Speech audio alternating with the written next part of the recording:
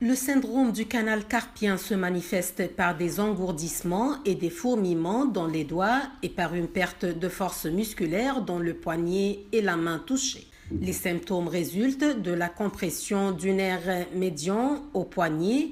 Dans le poignet, le nerf médian et les tendons fléchisseurs des doigts traversent un tunnel nommé canal carpien. Dans le poignet, le nerf médian et les tendons réfléchisseurs des doigts traversent un tunnel nommé canal carpien. Ce canal est relativement restreint. Toute condition qui réduit cet espace, par exemple de l'inflammation, entraîne une compression du nerf médian. Certains mouvements des doigts, surtout du pouce, se contrôlent alors moins bien ou plus du tout.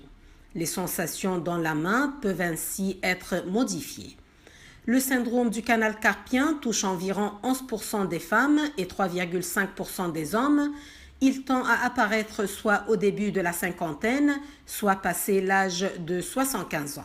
Les symptômes sont d'abord légers et passagers, puis s'intensifient avec le temps. L'origine du syndrome du canal carpien est souvent multifactorielle.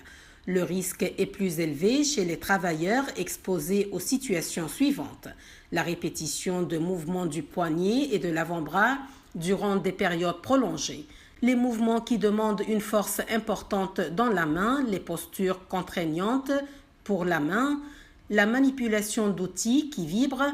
Pour le moment, on ne sait pas si le travail à l'ordinateur peut contribuer au problème. En effet, les études menées jusqu'à présent n'ont pas établi de lien évident entre l'utilisation régulière du clavier et le syndrome du canal carpien.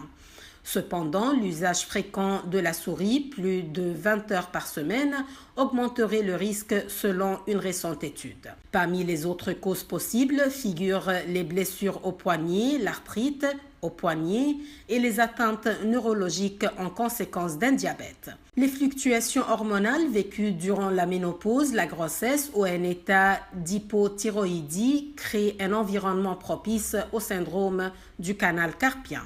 La durée des symptômes varie selon la cause.